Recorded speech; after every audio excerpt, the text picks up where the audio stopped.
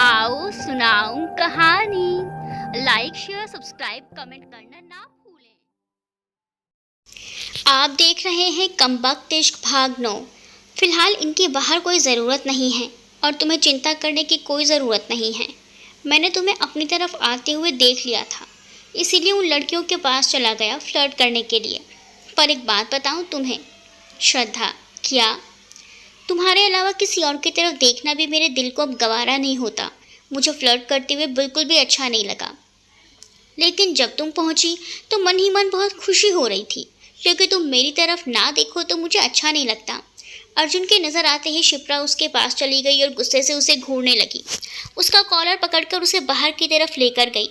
अर्जुन ने खुद को छुड़ाया और ज़ोर ज़ोर से सांस लेने लगा, जैसे कि शिप्रा ने उसका कॉलर नहीं गर्दन पकड़ रखी थी। यार, इतनी छोटी सी बात के लिए तुम बच्चे की जान लेना चाहती हो क्या? देखो, ठीक से सांस भी नहीं ले पा रहा हूँ। शिप्रा ने फिर से उसके कॉलर को पकड़कर अपनी तरफ खींचा। फिलहाल मैं किसी की भी बच्चे की जान लेने में कतई इंटरेस्टेड नहीं हूँ, लेकिन अगर बच्चे को ज़्यादा ही परेशान करने लगे ना तो 2-4 थप्पड़ तो दे ही सकती हूँ इनाम के तौर पर। इतना कहकर उसने अर्जुन के पेट को एक घूंसा मारा। इतना भी ज़ोर से नहीं मारा था कि दर्द से करहा उठे, लेकिन अर्जुन तो ठहरा नौटंकीबाज। पेट पकड़कर ऐसी शक्लें बनाने लगा जैसे वाकई जोर से लगी हो।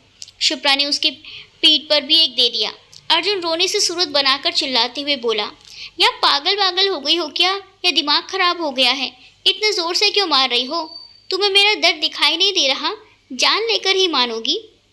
शिप्रा ने फिर से अपना हाथ उठाया, लेकिन इससे पहले कि अर्जुन को मारती, अर्जुन ने उसका हाथ पकड़कर गले लगा लिया। सॉरी यार, मेरी कराटे की चैंपियन, माफ़ कर दो। आगे से तुम्हारे साथ कोई मजाक नहीं करूँगा, आई प्रॉमिस। क्योंकि मैं अच्छी तरह समझ गया हूँ, अगर तुम्हें गुस्सा आ गया तो किसी भी समय तुम मेरा भरता बना सकती हो। सॉरी। इधर युवराज श्रद्धा का हाथ अपने हाथ में थामकर प्यार से उसकी आंखों में देखकर बोला, तुम्हारी आंखों में वो जादू है ना, क्या बताऊँ, मुझे अपनी ओर आकर्षित कर ही लेती है।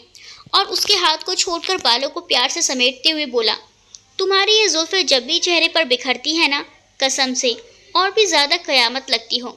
श्रद्धा भी उसकी आंखों में खोई हुई थी। अनामिका जी किसी काम से युवराज को ढूंढ रही थी, लेकिन जनाब तो कहीं किसी कोने में इश्क लड़ाने में व्यस्त हैं। प्रीति और साक्षी के पास जाकर अनामिका जी ने पूछा, अरे बेटा, तुम दोनों ने युवराज को कहीं देखा है क्या? कब से उसे ढूंढ रही हूँ, लेकिन नजर ही नहीं आ रहा। पता नहीं कहाँ गायब हो गया ये लड़का। प्रीति, नहीं माँ, हमने तो नहीं देखा, यहीं कहीं होगा। वैसे आप हमें बता दीजिए ना, क्या काम है, हम कर देते हैं। हाँ माँ, आप हमें ही बता दो, क्या पता भैया अपने किसी काम में कुछ ज़्यादा ही बिजी हो गए होंगे। अनामिका जी, अरे तुम लोगों का काम होता तो मैं युवराज को भला क्यों ढूंढती? विशाल जी ने अनामिका जी से कहा। अरे अनामिका जी, बुलाइए अपने लाडले को, कहाँ रह गया? वरना ज़्यादा लेट हो गया ना तो अम्मा जी बहुत नाराज़ हो जाएंगी। कब से वो स्टेशन पर इंतज़ार कर रही हैं। अनामिका जी आगे बढ़ते हुए बोली, हाँ मुझे पता है, मैं युवराज को ही ढूंढ रही हूँ। और अम्मा की तो आदत है, ज़्यादा से ज़्यादा 5-10 मिनट ही हुए होंगे और अभी से ही परेशान कर रही हैं। पता नहीं पहुँचने पर क्या करती फिरेंगी। उन्हें बिना पलते ही विशाल जी को जवाब दिया और दूसरी तरफ युवराज को ढूंढने लगी। आखिरकार युवराज ने दिख ही गया।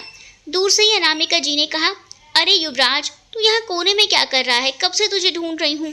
तुम्हारी नानी आ रही हैं, जाओ उसे स्टेशन से लेकर आ। युवराज और श्रद्धा दोनों घबरा गए। हालांकि अनामिका जी ने श्रद्धा को नहीं देखा था, लेकिन उन्हीं के पास आ रही थी।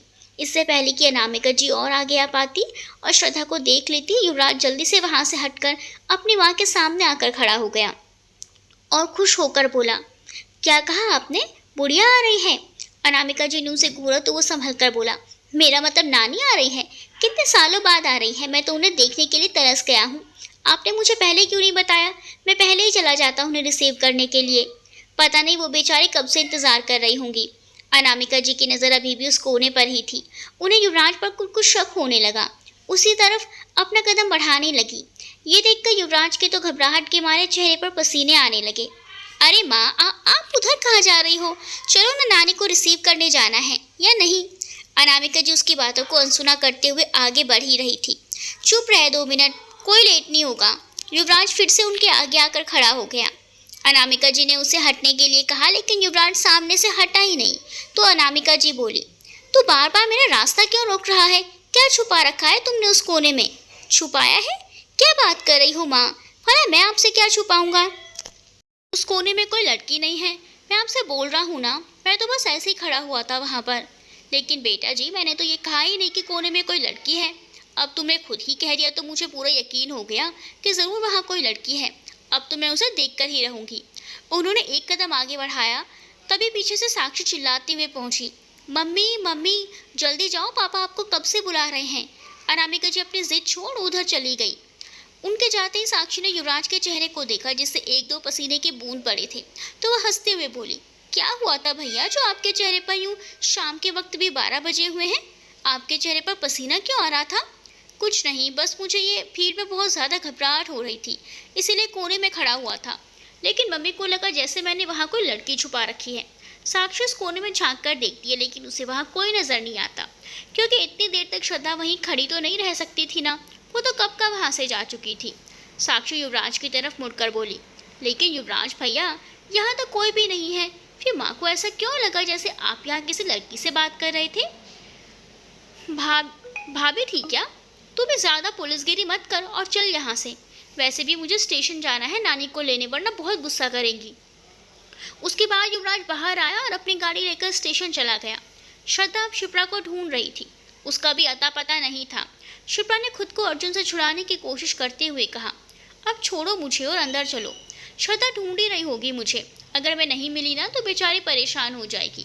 पहले प्रॉमिस करो कि अपने हाथ को काबू में रखोगी, तभी छोड़ूंगा, वरना इसी तरह तुम्हें गले लगाकर खड़ा रहूंगा। अच्छा ठीक है, प्रॉमिस, कुछ नहीं करूंगी, अब छोड़ो मुझे। अर्जुन ने राहत की सांस ली और शिप्रा को छोड़ दिया। छूटते ही शिप्रा उसके पैरों को जोर से अपने सैंडल से रोंदकर अंदर जाने लगी। फिर पीछे पलटकर उसने हंसते हुए कहा, अरे होशियार बाबू, तुमने सिर्फ हाथ को कंट्रोल करने को कहा था, पैरों को नहीं। कहकर वो हंसते हुए चली गई। अर्जुन उसे जाते देखता रहा और खुद ही बड़बड़ाने लगा, धोखे पास लड़की, पहले प्रॉमिस करती है फिर तोड़ती भी है। हे भगवान, अभी ये हाल है, अगर मैंने इससे शादी कर ली तो ये मेरा क्या हाल करेगी। सोच बेवकूफ़ सोच। ये लोग खुद को ही बेवकूफ़ बोल रहा हूँ। एंगेजमेंट की सारी रस्में खत्म हो चुकी थी, सभी खाना खाने के लिए फूड कोर्ट चले गए थे। श्रद्धा को अकेले खड़ी देखकर रीना जी उसके पास आकर बोली, सॉरी बेटा, इतने सारे मेहमानों के चक्कर में तुमसे मिल भी नहीं पाई। अरे नहीं आंटी, इसमें सॉरी बोलने वाली कोई बात नहीं है। आप सबका इतना अच्छे से ख्याल रख रही हैं, और वैसे भी हमें यहाँ कोई प्रॉब्लम नहीं हुई। अकेले को यहाँ मम्मी पापा नहीं आए, माँ कुछ काम से बाहर गई हुई थी आंटी, और उन्हें लौटने में लेट ही हो जाता, और पापा को थोड़ा अच्छा नहीं लग रहा था। फिर आपने इतने प्यार से बुलाया था, अगर नहीं आती तो बुरा लगता, इसीलिए मैं चली आई। अच्छा किया बेटा, खाना खा लेना, ठीक है? श्रद्धा ने अपना सर हिलाकर कहा, जी आंटी ज़रूर, वो मैं बस अपनी फ्रेंड को देख रही हूँ, वो बस मिल जाए। ठीक है, कहकर रीना जी वहाँ से चली गई। श्रद्धा ने शिप्रा को कॉल मिलाया। शिप्रा उसके पीछे आकर खड़ी हो गई। अरे मैडम, इतनी परेशान तो मत हो, यही हूँ, कोई भाग कर नहीं ले गया मुझे। खाना खाने के बाद सभी मेहमान वापस चले गए, बस उनके कुछ करीबी और दूर के रिश्तेदार थे। श्रद्धा और शिप्रा को अर्जुन पहुँचाने चला गया था। दरवाजे की बैल बजी, सभी थके हुए थे। अनामिका जी ने जाकर दरवाज़ा खोला तो उनके सामने एक 65-70 साल की वृद्ध महिला खड़ी थी, वो भी छड़ी पकड़कर। अनामिका जी उनके गले लग गई। कैसी हो अम्मा? अच्छी हूँ, और देख अभी तक जिंदा हूँ। क्या पता कब ऊपर वाले से बुलावा आ जाए, इसीलिए सोचा तुम्हारे साथ कुछ दिन रह लूँ। क्या बोल रही हो अम्मा, शुभ शुभ बोलो। मरे आपके दुश्मन। तभी युवराज बोला, खबरदार नानी, जो आपने दोबारा ऐसा कुछ कहा तो मैं नाराज़ हो जाऊँगा आपसे, और बिल्कुल भी बात नहीं करूँगा। अरे अभी तो आपको 1000 साल और जीना है, और मेरे बच्चों के साथ, फिर मेरे बच्चों के साथ भी खेलना है। मेरे लिए दुल्हन भी तो ढूंढनी है। अम्मा हंसने लगी। हाँ हाँ, मैं खूब अच्छी तरह समझ गई तुम्हारी बातों को, सीधे सीधे बोलो ना, तुम्हें मुझसे प्यार हो गया है और मेरे बिना रह नहीं सकता। युवराज पीछे से उनके गले में हाथ डालकर बोला, जब आप समझ गई हैं तो फिर ये फालतू की बातें क्यों करती हैं? आप जानती हो ना मैं आपसे कितना प्यार करता हूँ, और मुझे आपकी ऐसी बातें बिल्कुल पसंद नहीं। अम्मा को अंदर ले जाकर सोफे पर बैठाया गया और सबने उनका आशीर्वाद भी लिया। युवराज उन्हीं के बगल में बैठा था। अम्मा ने उसके सिर पे हाथ फेर कर कहा, अच्छा एक बात बता, तूने अभी अभी कहा कि तू मुझसे बहुत प्यार करता है, क्या तुम्हारी बीवी के आने के बाद भी इतना ही प्यार करेगा? मैं ये सोच कर बताऊँगा। उसकी बात सुनकर सभी हंसने लगे। अगले दिन से युवराज की ज़िंदगी में कुछ दिनों तक सिर्फ ऑफिस का काम था, क्योंकि 10 दिन के बाद ही वंदना की शादी जो है, और शादी तक उन्हें ऑफिस का सारा काम जो निपटाना था। इसी बीच एक दिन युवराज और रीना जी श्रद्धा के घर पहुंच गए। श्रद्धा अपनी छत पर लगाए गए फूलों को पानी दे रही थी। उसे छोटे छोटे फूलों के पौधे लगाना बहुत पसंद था। वो अक्सर ही छत पर पौधे लगाते फिरती थी। जानकी जी कपड़े धोने के बाद उन्हें सुखाने के लिए छत पर ले गई। उन्होंने मुस्कुराते हुए कहा, कितने प्यार से इन फूलों को तू छत पर सजा तो रही है, पर क्या ये तेरी शादी के बाद भी ऐसे ही रहेंगे? माँ, क्या आप लोग मुझे शादी करके इस घर से निकाल दोगे? क्या मैं हमेशा के लिए इस घर में नहीं रह सकती? ना बच्चा, मैंने ऐसा तो नहीं कहा, लेकिन शादी करके तुझे ससुराल तो जाना ही है ना। लेकिन जब तू चाहे आ सकती है, जब चाहे जा सकती है। पर क्या ये तुम्हारे ससुराल वालों को पसंद आएगा? और नहीं तो हम एक काम करेंगे, तेरा जो पति होगा ना, उसे हम घर जमाई बनाकर इसी घर में रख लेंगे। तुझे कहीं जाना भी नहीं पड़ेगा। क्या कहती हो? हाँ, यही सही रहेगा। आपका आइडिया बहुत अच्छा है, पर घर जमाई बनाने का। लेकिन किसे पता हर्ष की बीवी कैसी होगी? तेरी तरह ही मिली तो अच्छा है, लेकिन अगर तुझे गुस्सैल लड़की मिली तो पता नहीं क्या होगा। घर निकलते गुस्से बस तुम्हें और तुम्हारे पति को ताने मारती रहेगी। सुन पाएगी? तभी बाहर गाड़ी की आवाज़ सुनाई दी। दोनों छत से उतरकर नीचे आई, देखा तो युवराज और रीना जी दरवाजे पर ही खड़े हैं। रीना जी ने हाथ जोड़कर नमस्ते किया और कहा, अरे बहन जी, क्या हम अंदर आ जाएं? अरे कैसे बातें करके आप हमें क्यों शर्मिंदा कर रही हैं? प्लीज़ अंदर आइए ना, बैठिए, मैं चाय बना कर लाती हूँ। वो किचन की तरफ जाने को ही तो श्रद्धा ने रोकते हुए कहा, मम्मी आप बैठो, चाय मैं लेकर आती हूँ। ठीक है कहकर वो बैठ गई और श्रद्धा किचन में चाय बनाने चली गई। जानकी जी, कहिए क्या बात है? आज आप हमारे यहाँ, आपको तो पता ही है ना, कुछ दिनों बाद मेरी बेटी वंदना की शादी है, तो बस उसी का इनविटेशन देने आए हैं। ये लीजिए और आप सब ज़रूर आइएगा। उन्होंने जानकी जी की तरफ कार्ड बढ़ाते हुए कहा। तब तक श्रद्धा किचन से चाय लेकर आ गई और सबको चाय देने के बाद खुद भी बैठ गई। युवराज तो बस एकटक श्रद्धा को ही देखे जा रहा था। श्रद्धा भी दोनों माओं से नज़र बचाकर युवराज को देख लेती थी। हीरा जी ने एक घूंट पीकर कहा, अरे वाह बेटा, कितनी अच्छी चाय बनाती हो, मैंने तो आज तक ऐसी चाय नहीं पी। अरे नहीं आंटी, उतनी भी अच्छी कहाँ है। कुछ देर बाद वो दोनों वहाँ से चले गए। उनके जाने के बाद जानकी जी ने कहा, युवराज के दोस्त तो तुम हो ना, फिर ये लोग हमें इतना मान क्यों दे रहे हैं, जैसे हम इनके रिश्तेदार हों। माँ, ये लोग ना बहुत अच्छे हैं, किसी को भी बहुत जल्दी अपना समझ लेते हैं, इसीलिए। खैर आप ये सब छोड़ो, देखो बाहर लगता है आज बारिश होने वाली है, चलो किचन में कुछ बनाते हैं। रास्ते में रीना जी एक दुकान के पास युवराज को गाड़ी रोकने को बोलकर उतर गई। युवराज, तुम यहीं रुको, मैं बस 5 मिनट में आई। जी बड़ी मॉम कहकर युवराज वहीं पर खड़ा हो गया।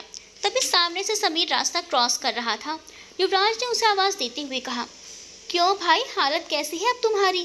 क्या लगा था तुम्हें, तुम इतना बड़ा गुनाह करोगे और मैं तुम्हें ऐसे ही छोड़ दूंगा? बहुत ही गलत सोच रहे थे तुम। तुझे पता है मैंने पुलिस को तुम्हारे बारे में कोई खबर क्यों नहीं दी थी? क्योंकि मैं तुम्हें खुद सबक सिखाना चाहता था। समीर को उंगली दिखाते हुए युवराज ने कहा, आइंदा उसकी तरफ नज़र उठाकर भी देखा ना तो इससे भी बदतर हालत कर दूंगा। चलने फिरने के लायक हो भूल जाओगे, बिस्तर से उठना मुश्किल हो जाएगा। समीर अपनी गाड़ी में आकर बैठ गया और गुस्से से मन ही मन सोचने लगा, तुम जानते नहीं हो मुझे, बस एक बार ये पैर ठीक हो जाए उसके बाद मैं तुम्हें बताऊंगा कि आखिर ये समीर चौहान भी क्या चीज़ है। खुद को बहुत स्मार्ट समझते हो ना। जिस लड़की के खातिर तुमने मेरी ऐसी हालत कर दी, उस लड़की की ज़िंदगी नरक बना दूंगा। चलो ड्राइवर, उसने तेज़ आवाज़ में कहा। रीना जी लौट कर आई और युवराज से पूछने लगी, युवराज बेटा, वो लड़का कौन था? तुम्हारा कोई दोस्त था क्या? अगर दोस्त था तो 2 मिनट रुकने के लिए बोलते, मैं भी मिल लेती और उसे भी आने के लिए बोल देती। युवराज ने गाड़ी का दरवाज़ा खोलकर कहा, अरे नहीं बड़ी मॉम, वो मेरा कोई दोस्त वोस्त नहीं था, बस रास्ता पूछ रहा था और मैंने उसे रास्ता बताया। बस इंतज़ार की घड़ियाँ ख़त्म हुई और वो पल भी आ गया। वंदना की हल्दी का सारी तैयारियां हॉल में की गई थी। वंदना पीले रंग के साड़ी में बहुत प्यारी लग रही थी। इस फंक्शन में सभी आए हुए थे। अड़ोस पड़ोस वाली औरतें और श्रद्धा भी अपनी माँ के साथ आई थी। सबने वंदना को हल्दी लगाई। युवराज ने जब हल्दी लगाई तो पीछे से नरेन आकर उसके कपड़ों पर और चेहरे पर भी थोड़ी हल्दी लगाई और भाग गया। युवराज ने भी अपने हाथों में मेहंदी ले ली और उसके पीछे जाने लगा। पास में बैठी उसकी नानी ने कहा, लो तुम्हें भी हल्दी लग गई, लगता है वंदना के बाद इस घर में अगला नंबर तुम्हारा ही है। अनामिका, जल्दी से इसके लिए भी लड़की ढूंढना शुरू कर दो। युवराज अपनी नानी के पास गया और उनके गले में हाथों की माला बनाकर बोला, अरे दुल्हा ढूंढने की क्या ज़रूरत है जब मेरे सामने खुद ही कैटरीना कैफ बैठी हुई हो। आप कहो तो वंदना दी के साथ हम भी उसी मंडप में फेरे ले लें, क्या बोलती हो? चल हट, छिछोरा कहीं का, बहुत परेशान करने लगा है अपनी नानी को। रुक जा, तेरी बीवी को आने दे, फिर हम दोनों मिलकर तुम्हें सबक सिखाएंगे। नरेन सामने जीभ निकालकर उसे चिढ़ाने लगा तो युवराज ने उसे फिर से दौड़ाया। नरेन कभी इधर भागता तो कभी उधर। आखिरकार एक जगह उसने नरेन को घेर ही लिया। भाई प्लीज जाने दो ना, आप तो अच्छे वाले भाई हो, मेरे प्यारे से क्यूट से मासूम से भाई, आप बहुत दयालु हो। जाने अच्छा बेटा, अभी तुझे ये सब याद आ रहा है? तब भूल गया था जब तूने मुझे हल्दी लगाई। मैं तुम्हें बख्शने वाला नहीं हूँ, समझा? तूने मेरे कपड़े खराब किए हैं ना, अब देख मैं क्या करता हूँ। युवराज उसकी तरफ धीरे धीरे बढ़ने लगा। भाई नहीं, रुक जाइए, मैं बोल रहा हूँ, मुझे मत लगाइए, वरना क्या? वो जैसे ही उसे लगाता नरेन भाग गया। फिर से युवराज उसके पीछे भागा। भागने से कोई फायदा नहीं, भाई मुझे ऐसे ही छोड़ने वाले नहीं हैं, सोचकर नरेन खुद ही रुक गया। ठीक है, लगा ही लो। युवराज ने मुस्कुराते हुए उसे जल्दी से हल्दी के लिए हाथ बढ़ाया तो श्रद्धा और शिप्रा के साथ आ रही साक्षी ने नरेन को खींच लिया और श्रद्धा को आगे कर दिया। युवराज ने नरेन को नहीं बल्कि श्रद्धा को हल्दी लगा दी। वो तो शुक्र है कि वो लोग हॉल से दूसरी तरफ आ चुके थे। वहाँ मौजूद औरतों के मुंह से बातें निकलना शुरू हो जाती। नरेन तो पेट पकड़कर हंसने लगा। तभी वहाँ प्रीति भी पहुँच गई। क्या हो गया नरेन, ऐसे पागलों की तरह क्यों हंस रहे हो? दिमाग का नट बोल्ट हिल गया क्या? युवराज और श्रद्धा तो बस एक दूसरे को इस हालत में देखे जा रहे थे। नरेन हंसते हुए बोला, भाभी आप मुझे नहीं, युवराज भाई को देखो, क्या किया इन्होंने। ये हल्दी लगा रहे थे मुझे, लेकिन लग गई किसी और को। कितना किस्मत वाला हूं ना मैं जो बच गया। प्रीति ने उन दोनों को देखा तो उसे भी हंसी आ गई। साक्षी और शिप्रा भी हंसने लगी। अरे देवर जी, ये आप दोनों हल्दी हल्दी क्यों खेल रहे हो? उसकी बातें सुनकर दोनों जैसे होश में आए और दोनों ही छेप कर रह गए। युवराज ने नरेन को पकड़ लिया। ये सब ना तेरी वजह से ही हुआ है, तेरी वजह से श्रद्धा को हल्दी लग गई। ये ले कहकर बाकी हल्दी से युवराज ने उसे रंग दिया। साक्षी श्रद्धा का हाथ पकड़कर बोली, आप मेरे कमरे में चलो, ये सब साफ कर लेना। श्रद्धा ने सिर हिलाया और साक्षी के साथ चली गई। हल्दी के बाद मेहंदी की रस्म थी। दुल्हन को मेहंदी लगी तो युवराज ने चुपके से अपने हाथों में भी लगा ली। अरे कोई डिज़ाइन नहीं बनाया, बस एस लिखा था। शाम को श्रद्धा, शिप्रा और जानकी जी घर आए। अगले दिन फिर से राठौर मेंशन में आ गए क्योंकि उस दिन बारात आने वाली थी। वो लोग बैठे हुए थे। श्रद्धा ने मौका पाकर रीना जी से कहा, आंटी अगर आपकी इजाज़त हो तो क्या हम दुल्हन से मिलने जाएं? हाँ ज़रूर जाओ। श्रद्धा शिप्रा के साथ वंदना के रूम की तरफ जाने लगी, लेकिन उन्हें तो रूम पता ही नहीं था। तभी सामने से आ रहा पवन दिख गया। शिप्रा, एक्सक्यूज़ मी पवन, तो बस वहीं जमकर अपनी आंखें गड़ाकर श्रद्धा को देखने लगा। उसे उन दोनों की आवाज़ सुनाई दे ही नहीं रही थी। शिप्रा ने उसके बाजू को हल्का सा हिलाकर कहा, एक्सक्यूज़ मी मिस्टर पवन। वो हड़बड़ाया, जी आपने कुछ कहा? दोनों को ही उसका बर्ताव अजीब लगा। जी हम पूछ रहे थे कि वंदना दी का रूम कौन सा है। आप सीधे जाकर बाएं मुड़ जाइए, फिर जो सामने तीसरा कमरा दिखेगा वही है वंदना दी का रूम। एक काम करता हूँ, मैं खुद ही पहुँचा देता हूँ, आप किधर ढूंढती फिर होगी। चलिए। श्रद्धा, जी नहीं थैंक यू, हम खुद ही ढूंढ लेंगे, आप जाइए। अरे ऐसे कैसे, मैं बोल रहा हूँ ना, मैं खुद लेकर चलता हूँ, चलिए। दोनों पवन के साथ जाने लगी। वैसे आपका नाम क्या है? उसने श्रद्धा से पूछा। श्रद्धा झट से बोली, इसका नाम शांतम्मा है। अच्छा, और आपका नाम क्या है? मेरा कांतम्मा। वाह क्या नाम है, बहुत ही बढ़िया। आप दोनों का नाम सुनकर ऐसा लग रहा है मेरा नाम बहुत अजीब है, मुझे खुद का नाम भी बदल लेना चाहिए।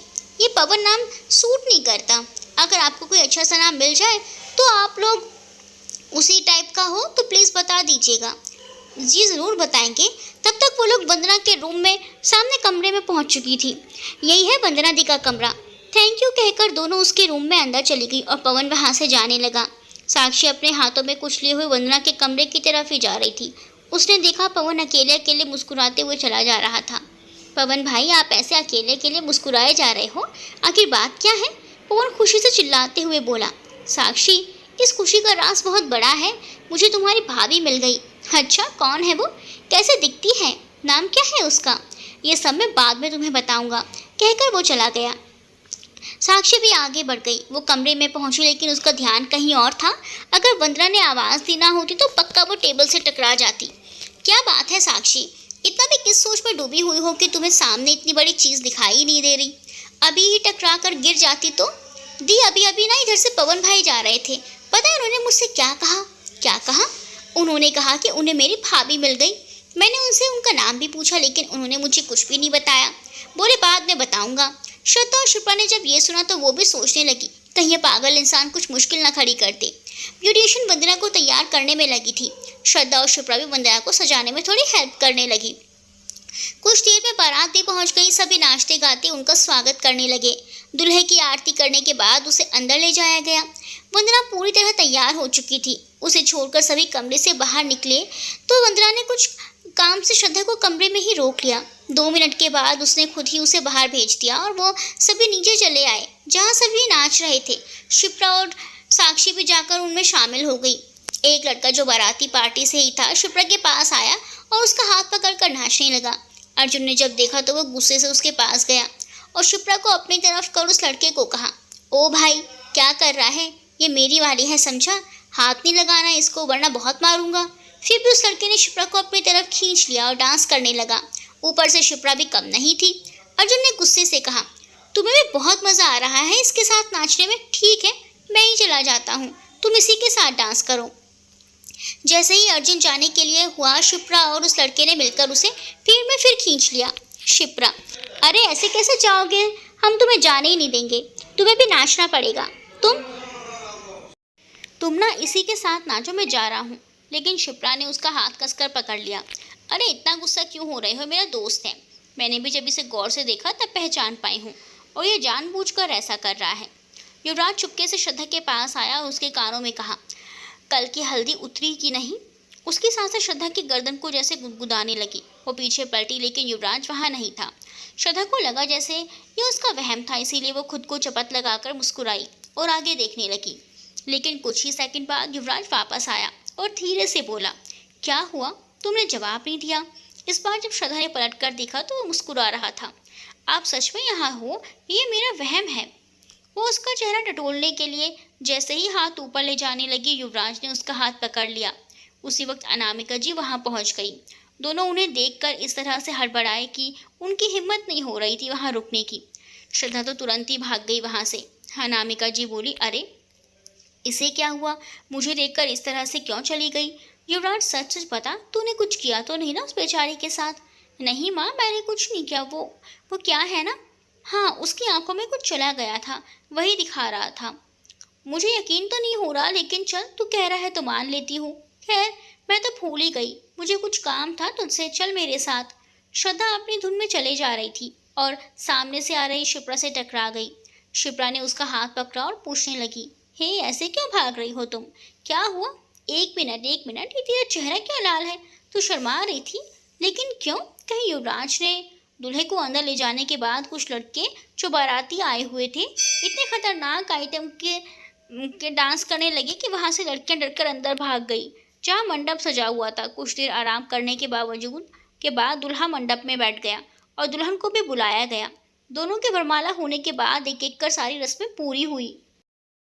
उसी भीड़ में बैठा एक नौजवान जो कब से छुप छुप कर श्रद्धा और शिप्रा की ओर देख रहा था। शिप्रा ने जब उन आंखों को नोटिस किया तो उसे बहुत गुस्सा आया। वो मन ही मन बोली, कितना अजीब इंसान है, जब से हमसे मिला है बस देख ही जा रहा है। अरे एक बार सामने आकर बोल दे, हम इसकी आंखों में ही घुस जाएंगे, पूरे के पूरे 6 महीने तक नहीं निकलेंगे फिर। शिप्रा ने पवन की देखकर श्रद्धा के कानों में कहा। श्रद्धा उस पवन के बच्चे की हरकतों को देख कब से इधर ही घूरे जा रहा है। मुझे ना ये बहुत अजीब लग रहा है, मतलब एक बार देखना। चलो कोई बात नहीं, लेकिन ये जो नज़र ही नहीं हटा रहा। श्रद्धा ने उसकी तरफ बिना देखे ही कहा, ऐसा कुछ नहीं है। अरे भगवान ने सबको ये आंखें देखने के लिए ही दी हैं, तो उसे भी देख लिया एक बार, इसमें गलत क्या है। और वैसे भी तू भी तो उसे ही घूरे जा रही है। चल चुपचाप फेरे होते हुए देख, कितने अच्छे लग रहे हैं ना वंदना दी और दीपक जी। एक दिन तू भी इसी तरह फेरे लेगी, कितनी प्यारी लगेगी। तू ना पवन की तरफ कुछ ज़्यादा ही ध्यान दे रही है, इसलिए तुझे अजीब लग रहा है। ठीक है तू कह रही है तो मान लेती हूँ। तब तक फेरे समाप्त हो गए, फिर सिंदूर और मंगलसूत्र पहनाते ही शादी पूरी हुई। दोनों ने आशीर्वाद लिया। जब वंदना की विदाई हुई तब शाम हो चुकी थी। श्रद्धा अपने परिवार वालों के साथ घर लौट गई। आज तो शिप्रा भी श्रद्धा के साथ उसके घर ही रुक गई थी। शादी में सभी थक गए थे, इसीलिए जल्दी ही सो गए। सुबह जब नींद खुली तो फ़ोन की घंटी बजी। देखा तो रोहन का था। श्रद्धा ने फ़ोन रिसीव करते हुए पूछा, कौन बेवकूफ़ सुबह सुबह परेशान कर रहा है। अरे इतने जल्दी कौन कॉल करता है। दूसरी तरफ रोहन मुंह बनाते हुए बोला, हेलो कर लो बात। मैं सुबह सुबह तुम्हें खुशखबरी सुनाने के लिए कॉल कर रहा हूँ और तुम हो कि मुझे बेवकूफ़ कह रही हो। ये तो गलत बात है ना। जाओ मैं अपनी बताऊँगा कि खुशखबरी क्या है। अरे नाराज़ मत हो, एक्चुअली मुझे पता था कि फ़ोन तुम कर रहे हो। मेरी स्क्रीन पर नाम देख लिया था, इसीलिए बेवकूफ़ कहा। अब बताओ सुबह सुबह क्यों कॉल किया और किस खुशखबरी की बात कर रहे हो? अरे आज हमारा रिज़ल्ट डिक्लेयर हो चुका है और मैं तो भाई अव्वल हूँ। तुमने अपना रिज़ल्ट देखा कि नहीं? क्या? रुको, मैं आराम से चेक करने के बाद तुम्हें कॉल करती हूँ, कहकर उसने फ़ोन कट कर दिया और जल्दी से फ्रेश होने चली गई। पीछे से शिप्रा भी अपनी आंखों को मलते हुए उठकर बैठ गई। युवराज अभी भी सोया हुआ था। अनामिका जी चाय लेकर उसके कमरे में पहुंची। युवराज उठ जा बेटा, कब तक सोता रहेगा? माना कि कल काफ़ी थक गया था, लेकिन इस तरह से शरीर अकड़ जाएगा। युवराज बिना आंखें खोले बोला, माँ आप ये कैसी बातें कर रही हो? थोड़ी सी देर उठने से भला कोई ऐसा होता है क्या? वैसे भी आज तो ऑफिस जाने से रहा। हाँ तो ऑफिस जाने के लिए बोल ही कौन रहा है? मैं तो तुम्हारे लिए चाय लेकर आई थी, उठकर पी ले वरना ठंडी हो जाएगी। तभी उसकी नानी आई, युवराज को एक छड़ी पीठ पर दे डाली, जिससे युवराज उठकर बैठ गया। माँ देख लो और समझा दो इस बुढ़िया को, जब देखो तब हर किसी पर अपनी छड़ी का जादू दिखाती रहती हैं। कभी कभी प्यार से आकर भी बात कर सकती है ना, लेकिन नहीं। देखना एक दिन ना मैं इनके ये छड़ी ही तोड़ दूंगा। नानी ने फिर से अपनी छड़ी ऊपर कर ली तो युवराज ने उन्हें पकड़कर बेड पर बैठाते हुए कहा, अरे मेरी प्यारी नानी, माय डार्लिंग, मैं तो मजाक कर रहा था। आप ही सोचो, जिससे मैं इतना प्यार करता हूँ, भला उनकी छड़ी कभी तोड़ सकता हूँ कि नहीं? युवराज ने चाय पीते हुए कहा, वैसे बड़ी मॉम कहाँ है मॉम?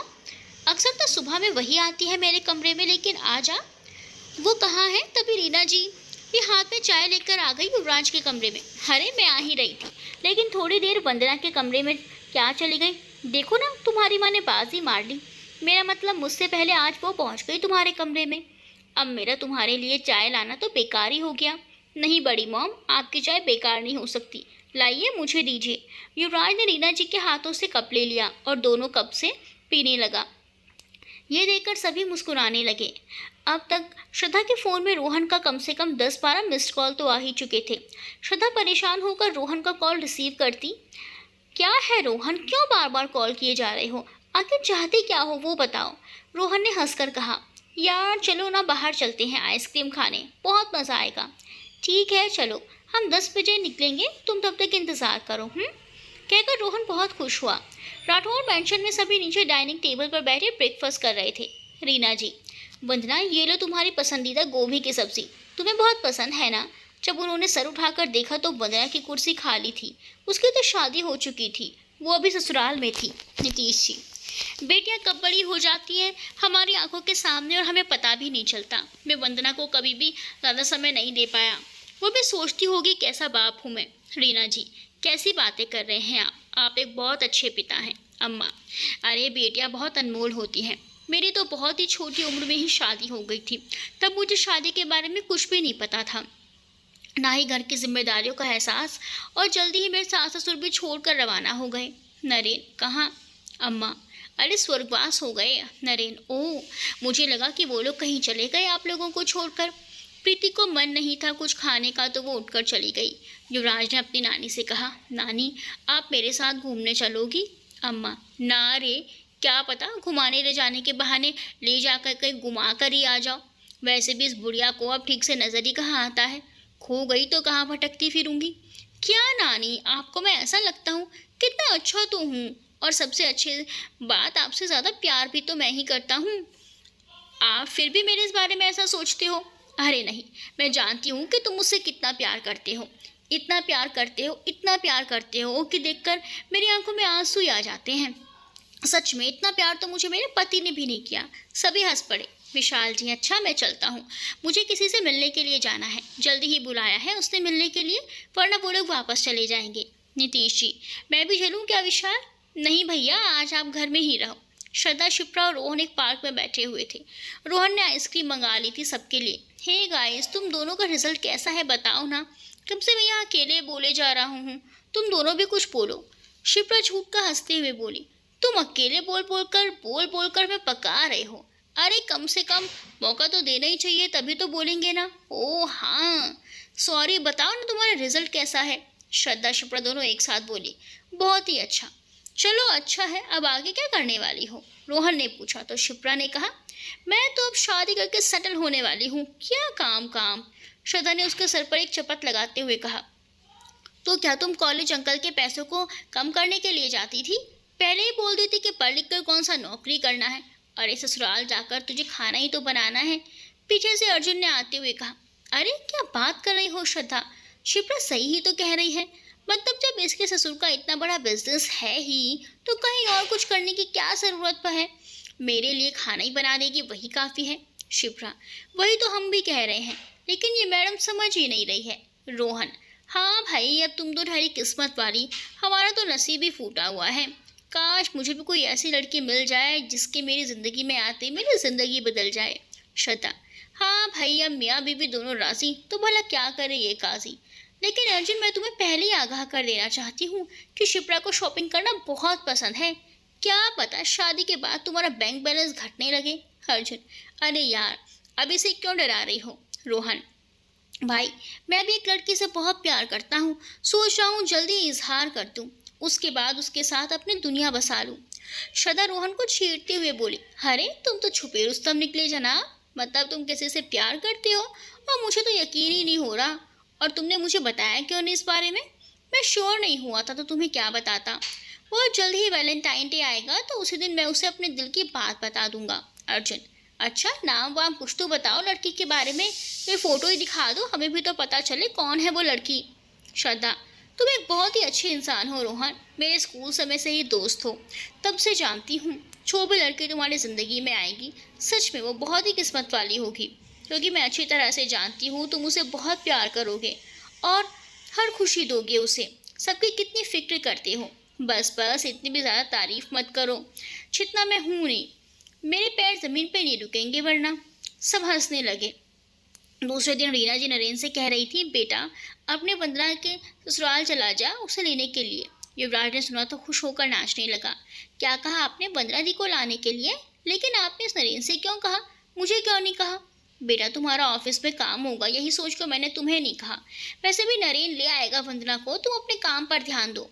प्रशांत सीढ़ियाँ से उतरते हुए बोला, कोई बात नहीं बड़ी मॉम, जब इतना उछल रहा है तो दोनों को ही जाने दीजिए, ऑफिस मैं देख लूँगा।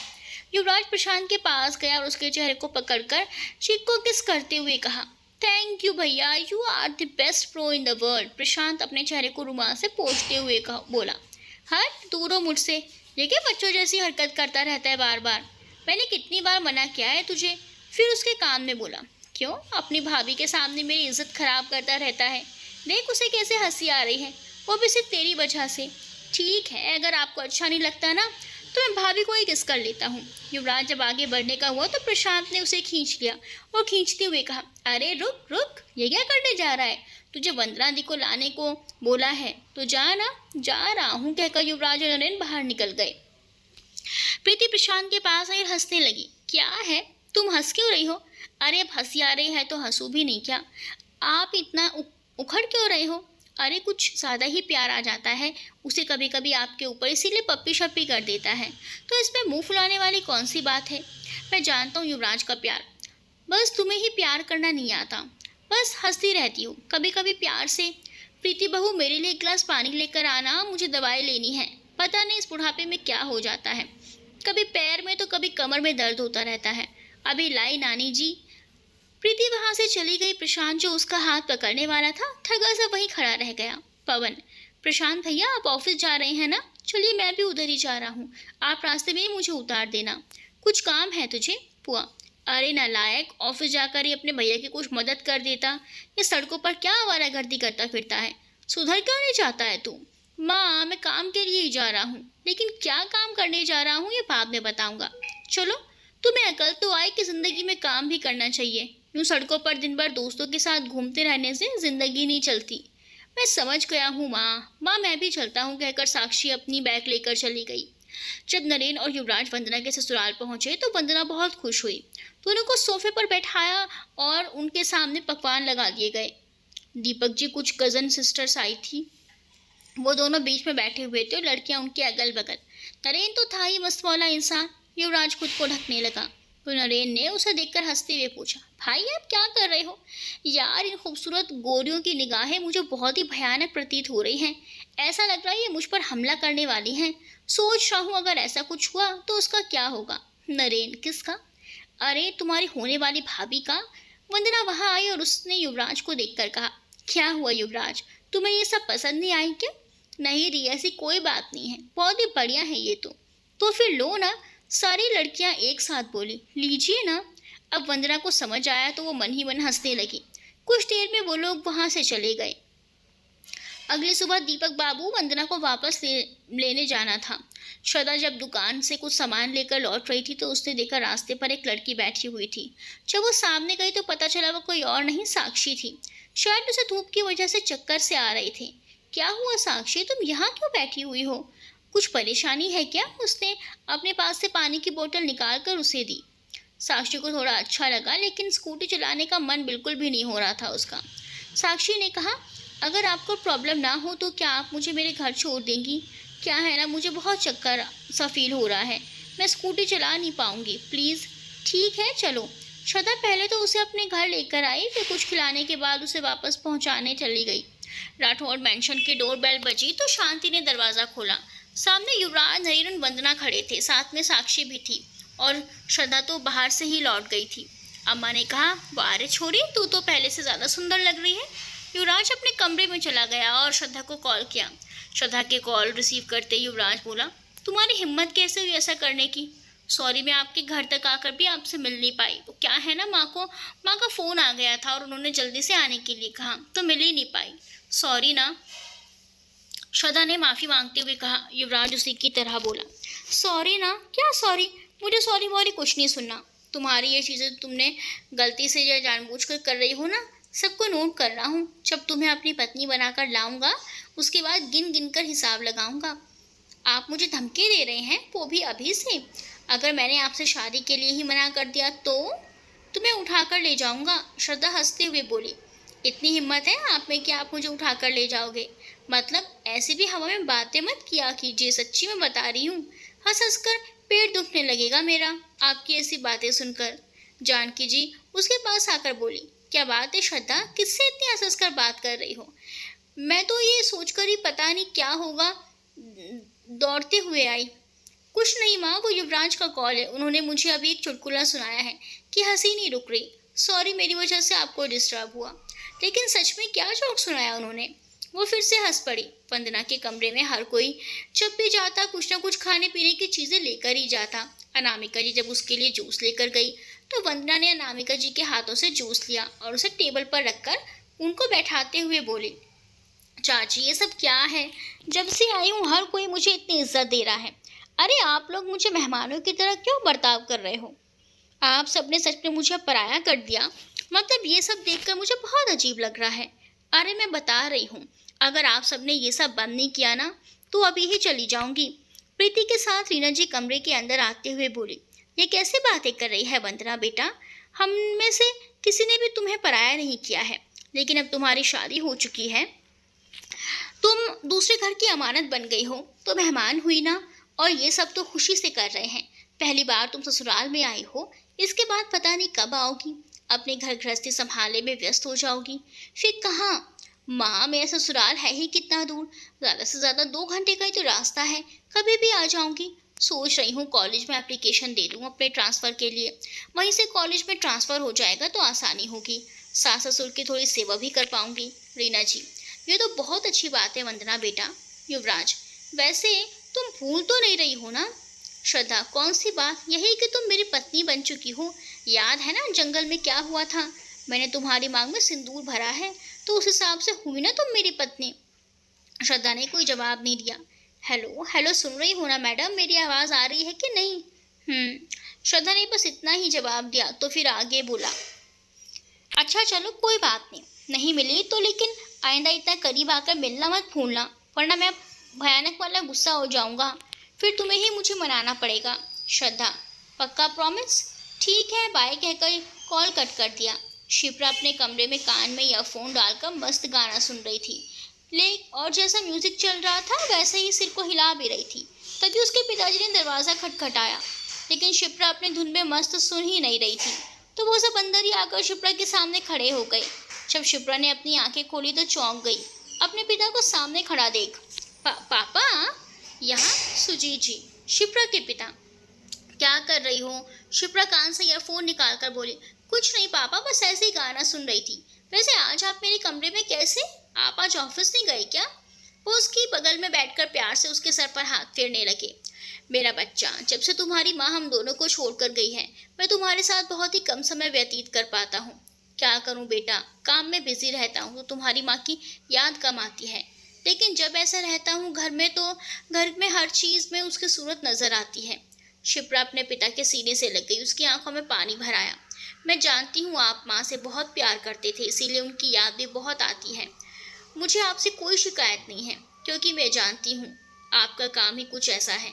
बस माँ की बहुत याद आती है, कभी कभी बहुत अकेला फील करती हूँ, लेकिन उसे भी दूर करने के लिए वो है ना। सुजीत हंसकर बोली। कौन? तुम्हारी दोस्त? हाँ, मेरी दोस्त भी और बहन भी। वैसे आप बताइए, क्यों नहीं गए आज ऑफिस? आज छुट्टी ले ली है क्या? अगर ऐसा है तो चलिए कहीं घूम कर आते हैं। अरे हाँ, मैं तुम्हें यही बताने तो आया था। दरअसल क्या है कि मैं शाम की फ्लाइट से हैदराबाद जा रहा हूँ। कुछ काम से 3-4 दिन लग जाएंगे मुझे। क्या तुम अकेली रह पाओगे इतने बड़े घर में? क्या पापा, मैं अब बड़ी हो चुकी हूँ और आपको बता दूं कि आपकी बेटी डरने वाली नहीं है, बल्कि डराने वालों में से है। आप आराम से जाइए और आराम से आइएगा। मेरी चिंता मत कीजिए, मैं रह लूँगी। और अगर ज़्यादा डर लगा तो मेरी दोस्त है ना, उसे बुला लूँगी। आखिर बेटी किसकी हो? सुजीत जी ने उससे हंसते हुए कहा। तो शिप्रा भी हंसकर बोली, मिस्टर सुजीत सिंह की। वैसे कुछ घंटे बचे हुए हैं तो तब तक सामने फैशन मॉल से तो शॉपिंग करके आ ही सकते हैं। क्या कहती हो? बिल्कुल पापा, आप गाड़ी निकालिए, मैं बस 2 मिनट में तैयार होकर आती हूँ। सुजीत जी गाड़ी निकालने चले गई और शिप्रा तैयार होने लगी। फिर दोनों बाप बेटी शॉपिंग करने चले गए। प्रीति युवराज की बातों को सुनकर हैरान थी। उसने युवराज के कमरे में आते हुए कहा, अभी अभी आप किससे बातें कर रहे थे और क्या कहा आपने? वो आपकी पत्नी है, ऐसा कुछ कह रहे थे ना? युवराज पहले तो घबराया और फिर प्रीति को देखने लगा। भाभी, वो दरअसल क्या है ना, उस दिन जब हम लोग जंगल में फंस गए थे ना, तो उस समय मुझे कुछ सूझा ही नहीं और मैंने श्रद्धा की मांग में सिंदूर डाल दिया। क्या? प्रीति ने थोड़ा चीखते हुए कहा। लेकिन उसके साथ किसी और की भी आवाज़ आई थी। तो उन्होंने हड़बड़ाहट में जब पीछे देखा तो दरवाजे पर साक्षी खड़ी थी और उसका मुंह खुला का खुला ही रह गया था। अरे बिल्ली, पहले मुंह बंद कर ले, कहीं मच्छर न घुस जाए। और ये बता, तूने कुछ सुना तो नहीं? साक्षी जल्दी जल्दी युवराज के सामने पहुंचकर बोली, भैया क्या कहा आपने अभी? आप उनसे शादी कर चुकी हो? मतलब वो आपकी पत्नी हो चुकी हैं? मैं उसे भाभी कह सकती हूँ? वाओ भैया, मैं उन्हें अभी कॉल करती हूँ। जैसे ही वो अपने फ़ोन पर श्रद्धा का नंबर डायल करती, प्रीति ने झट से उसके हाथों से फ़ोन ले लिया और कहा, अरे मेरी ननंद रानी, आराम से आराम से। आप इतना जल्दबाजी क्यों कर रही हैं? और अगर आपने फ़ोन करके डायरेक्ट भाभी बोल दिया ना, तो शॉक्ड हो जाएंगी वो खुद ही। हाँ बिल्ली, भाभी सही कह रही हैं, तुम मुझसे बाद में बात कर लेना। और वैसे भी तुझे इतनी हड़बड़ाहट क्यों है? अरे तुम्हारी भाभी तो वही बनेगी, तो बाद में बोलना ही है। फिर युवराज ने प्रीति का हाथ पकड़ लिया। वैसे भाभी, मुझे डर लग रहा है, अगर परिवार वालों ने उसे नहीं अपनाया तो। मिडिल क्लास की लड़की कहकर, हमारा परिवार बहुत अच्छा है देवर जी, ऐसा कुछ भी नहीं होगा, सभी मान जाएंगे। और वैसे भी मेरी देवरानी इतनी प्यारी और खूबसूरत है कि उसे कोई भी अपने घर की बहू बनाना चाहेगा। फिर घर वाले क्यों नहीं मानेंगे? साक्षी, भैया, माँ और बड़ी माँ तो मान जाएंगी, क्योंकि उनके लिए तो आपकी खुशी ज़्यादा मायने रखती है, ना कि अमीर गरीब का फ़र्क। लेकिन हो सकता है पापा और बड़े पापा को एतराज़ हो। और बुआ, बुआ का तो लिख कर ले लो, मुझसे वो नहीं मानेंगी। प्रीति युवराज एक साथ बोले। लेकिन क्यों? साक्षी, क्योंकि मैं अच्छी तरह से जानती हूँ कि बुआ श्रद्धा भाभी को बिल्कुल भी पसंद नहीं करती। क्योंकि जिस दिन श्रद्धा भाभी को गुंडों ने उठा लिया था, उस दिन आप भी पता चलते ही उन्हें बचाने के लिए उस गाड़ी के पीछे गए थे। मैंने सुना था वो कुछ बड़बड़ा रही थी, कह रही थी जान ना पहचान। युवराज उसके पीछे चला गया। उस लड़की का कोई बॉयफ्रेंड होगा जो उसे लेकर गया है। मैं तो कहती हूँ उसके जैसी लड़की के साथ वैसा ही कुछ होना चाहिए। और कुछ भी कहा था उन्होंने। ये सुनकर युवराज को गुस्सा आ गया। अरे बुआ, ऐसे कैसे बोल सकती हैं किसी लड़की के बारे में? चलो कोई रिश्ता नहीं भी था तो क्या इंसानियत के नाते मेरा फ़र्ज़ नहीं था उसे उन गुंडों से छुड़ाना? क्या बातें हो रही हैं? वंदना ने तीनों को साथ में बात करते हुए देखकर पूछा। लेकिन वंदना को देखकर सब चुप हो गए। वंदना ने कहा, अरे क्या हुआ, कोई सीक्रेट बात है क्या जो मेरे आते ही सब चुप हो गए? ठीक है, आप सब अपना कॉन्वर्सेशन जारी रखो, मैं तो चलती हूँ। युवराज, अरे नहीं वंदना दी, हम कोई खास बात नहीं कर रहे थे, बस ऐसे ही आप बैठिए ना। तो फिर मेरे आते ही चुप क्यों हो गए? साक्षी, क्योंकि दी आपकी खूबसूरत और भी ज़्यादा निखर गई है। शादी के बाद तो हम आपको देखकर ही भूल गए कि क्या बात कर रहे थे। युवराज, प्रीति, हाँ हाँ बिल्कुल, हम वही कह रहे थे। अब लगभग शाम होने को थी। शिप्रा अपने पापा के साथ बहुत सारी शॉपिंग करके आई और यही तो एक वजह थी जो उसके चेहरे पर खुशी ले आती थी। वो किसी चिड़िया की तरह चहक रही थी। श्रद्धा अपनी सोच में गुम और हाथ में फ़ोन लेकर घुमा रही थी। जानकी जी उसके बगल में आकर बैठ गई। उसे ज़रा सा भी एहसास नहीं हुआ। वो बड़े प्यार से श्रद्धा को देखने लगी। जब श्रद्धा ने देखा तो वो हड़बड़ा उठी। मम्मी, आप मुझे ऐसे क्यों देख रही हो? कुछ नहीं बेटा, बस ऐसे ही देख रही थी। तुम्हारे पिताजी सच ही कह रहे थे। जब बेटी की उम्र गई है शादी की, तुम्हारे पिताजी ने एक लड़का देखा है। तुम कहो तो एक बार उससे मिल लेती। ओ श्रद्धा के लिए लड़का, वो भी उसके पिताजी ने देखा? देखते हैं अब ये बात कहाँ तक जाती है।